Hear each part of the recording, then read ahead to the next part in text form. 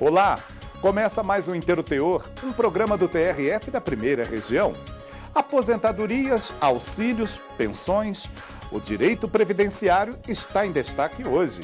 Você sabia que segurado do INSS, que depende da ajuda de outras pessoas por causa da incapacidade que possui, tem direito a 25% a mais no benefício? O TRF da Primeira Região julgou esse assunto recentemente.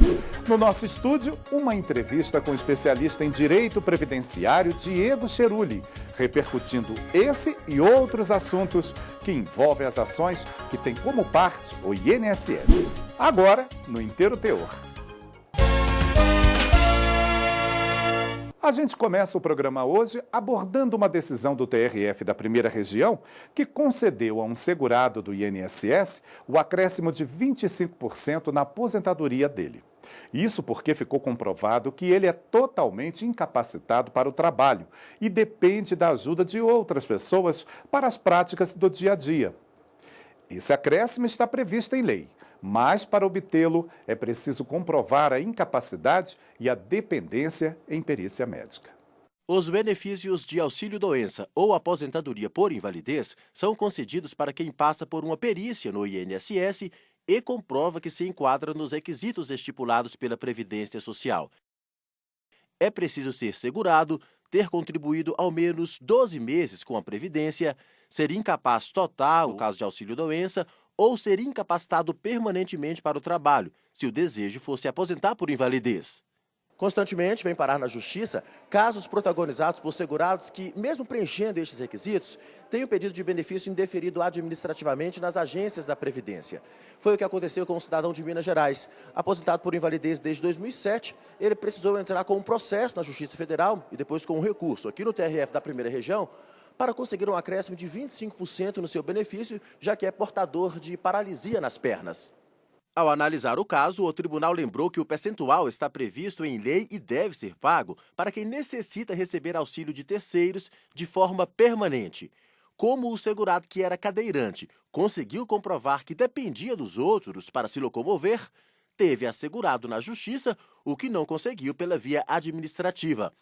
Esta especialista lembra que, sempre nestes casos, a concessão deste acréscimo deve se enquadrar nos requisitos legais e depende de perícia médica.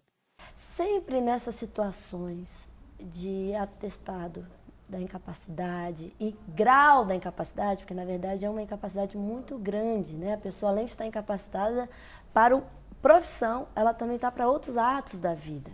Sempre precisa de perícia. É essa perícia que vai identificar o grau, a extensão dessa incapacidade. Se a perícia verifica que é uma extensão a qual necessariamente haverá, né, um terceiro, um cuidador, constantemente para ajudar aquela pessoa, aí sim já detecta a grande invalidez. Mas, atualmente, já existem decisões judiciais que reconhecem o direito ao acréscimo de 25% para pessoas que não se enquadram no rol seguido pelo INSS, mas que também são consideradas inválidas e necessitam de cuidados de terceiros. É o caso da artista plástica Eva Leite. Tetraplégica há 30 anos por causa de um acidente de carro, ela necessita diariamente do apoio de cuidadores. Todo o meu dinheiro, tudo que eu recebo, é para pagar cuidador, né? Porque é fim de semana, é feriado, é uma galera, é uma turma, na verdade, não é uma pessoa só. Agora é que eu estou assim, me inteirando mais a respeito da lei e vou atrás, com certeza, desse 0,25%.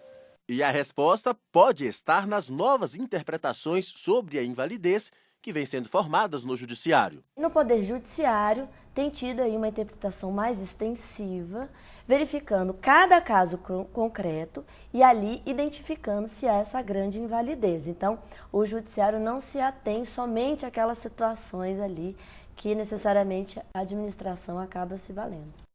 E o TRF da Primeira Região realizou a primeira reunião do Fórum Interinstitucional Previdenciário, evento que visa discutir alternativas para melhorar o andamento de ações previdenciárias. Representantes do Poder Judiciário e de outros órgãos que compõem o sistema judicial, procuradores e peritos do INSS. Todos se reuniram numa mesma rodada de debates no plenário principal do Tribunal Regional Federal da Primeira Região em Brasília.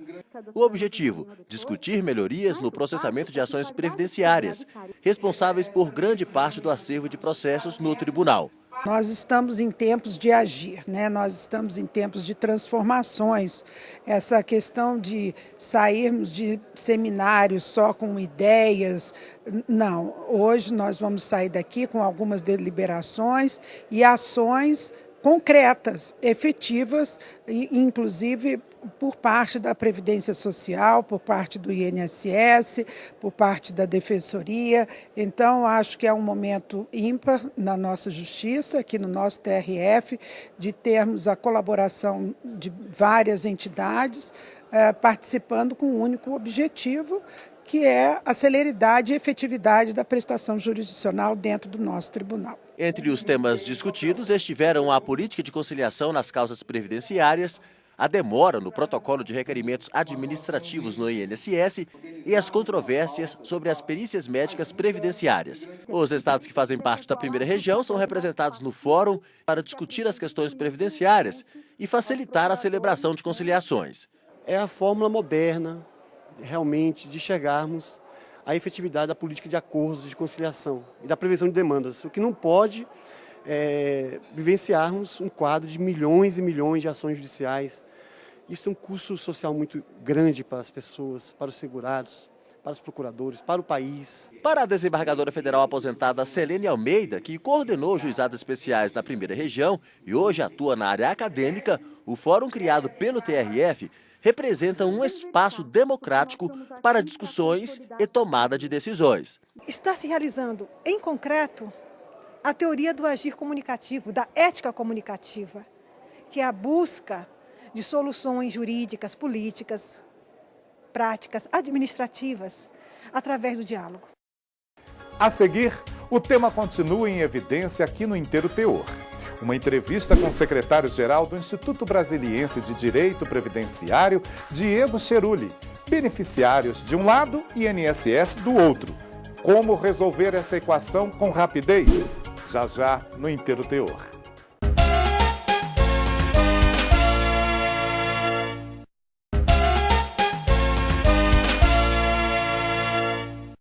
O Inteiro Teor está de volta, hoje com temas que envolvem a Seguridade Social. Veja a entrevista que Rafael Braga fez com o secretário-geral do Instituto Brasiliense de Direito Previdenciário, Diego Cerulli. Uma reflexão sobre as ações que representam um dos maiores volumes na Justiça Federal brasileira e alguns caminhos para a resolução desses conflitos. Acompanhe. Doutor Diego Cerulli, muito obrigado pela participação e presença aqui no Inteiro Teor. Muito obrigado pelo convite. Nós mostramos na primeira parte do programa uma reportagem sobre aquele acréscimo de 25% que é concedido no benefício àquelas pessoas que, portando necessidades especiais, necessitam ali do auxílio de alguma pessoa para ajudar a se locomover. É o caso, por exemplo, dos cadeirantes. Por que esse tipo de causa vem parar no judiciário? Se esse auxílio, por exemplo, está previsto na lei e poderia ser concedido somente na seara administrativa? Esse é um dos casos, como os outros, que envolvem benefícios por incapacidade. Tudo que envolve recentemente esses benefícios passam por um perito médico do INSS. E essas perícias administrativas que são o foco do problema. Lá que muitas vezes os peritos não consideram a pessoa detentora daquele direito. Seja porque não tem uma incapacidade, ou seja porque não precisa, nesse caso específico, de um terceiro ajudando nos atos da vida diária, tomar banho, se vestir, se limpar, comer.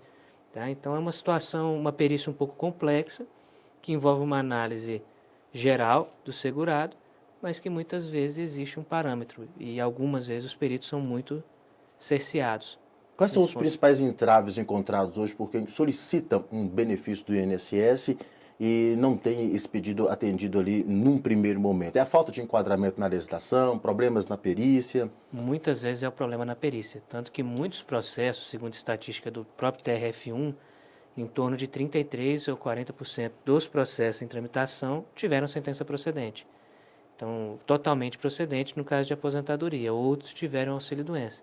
Então, o problema, o cerne da quantidade de ações judiciais ajuizadas é a perícia médica, que muitas vezes vai em desencontro da realidade da pessoa. A realidade médica é uma e o perito médico entende de outra forma. Especialistas, os peritos médicos não têm especialidade muitas vezes naquela incapacidade, naquela doença da pessoa. E mesmo assim eles avaliam e dizem que não tem incapacidade.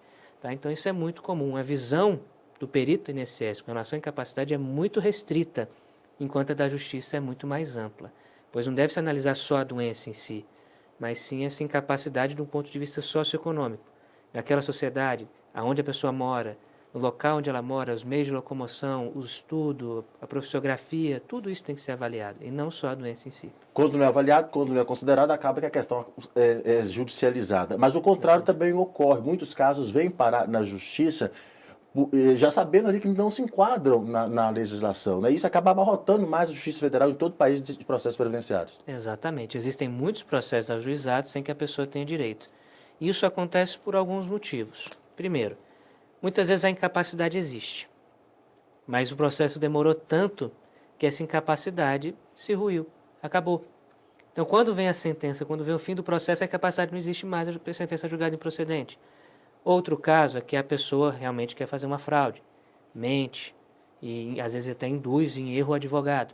Agora, um bom advogado especialista, sabe que é primordial ter laudos médicos, relatórios, exames que atestem aquela doença. Então, se analisa que realmente vários médicos estão dizendo que a pessoa é incapaz para o trabalho, a ação deve ser ajuizada. Agora, a falta de conhecimento e a possibilidade da pessoa ajuizar uma ação sem advogado no juizado especiais fazem com que muitos processos sem fundamento sejam tramitados aí na justiça. Não há dúvidas de que estas causas, as previdenciárias, representam um dos maiores volumes de processos na Justiça Federal de todo o país. Muitos dos casos são resolvidos nos juizados. Hoje também a gente conta com sessões e câmeras especializadas para resolver essa questão, mas ainda assim o problema é grande. Qual é um caminho viável que o senhor vislumbra como especialista para, pelo menos, minimizar um pouco essa questão do abarrotamento da Justiça Federal dos processos previdenciários? E assim dar uma resposta rápida para as partes, né? Sim. Bom, primeiro, muitas ações realmente são previdenciárias, nós sabemos disso. Muitas ações também não têm êxito. Por que isso ocorre? Não existe no mundo jurídico, acadêmico, na faculdade de Direito, a matéria de Direito Previdenciário como matéria obrigatória. O previdenciário acaba sendo uma área do direito que nós, os institutos de previdência, tentamos modificar essa realidade, é banal. É o tal do mandar carta, é a associação que é fundada por uma pessoa só para mandar uma cartinha de um direito padrão que não existe, quase não existe mais hoje. E se esquece que o direito previdenciário é uma área muito específica, que cada caso é um caso e é tratado como um caso padrão. Então, essas ações padronizadas são responsáveis pelo acúmulo de ações no judiciário. E outra coisa também é a ineficiência administrativa da autarquia, que muitas vezes existe um direito claro ali, ela não quer cumprir, que força a judicialização do processo. Tá? Então, como resolver isso? Primeiro, educar a sociedade. Precisamos que a sociedade saiba quais são os seus direitos. Segundo, educar o profissional.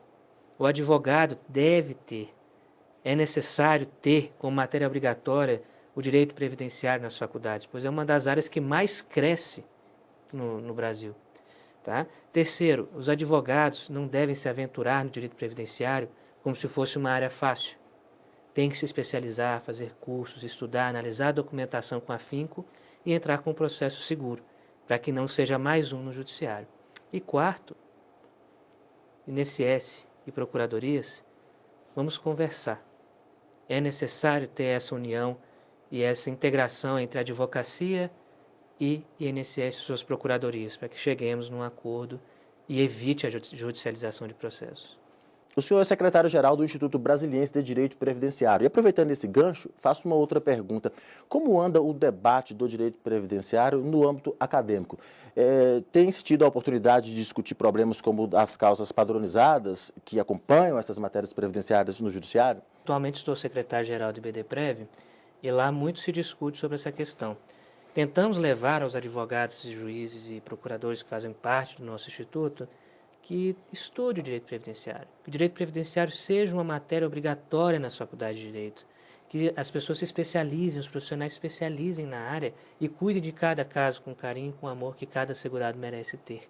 A advocacia não é só aquela ação padronizada que muitas vezes, só porque a pessoa aposentou de período tal a período B, teria direito, mas não necessariamente no cálculo ela vai ter aquele direito. Doutor Diego Cherulli, muito obrigado pela participação aqui no Inteiro Teor. Obrigado, disponha. Voltamos com você, Carlos Rodrigues. E o Inteiro Teor, uma produção do Núcleo de Rádio e TV do Tribunal Regional Federal da Primeira Região, fica por aqui. O programa está online no portal www.trf1.jus.br e também no nosso canal no YouTube. Obrigado pela companhia e até o nosso próximo encontro. Tchau!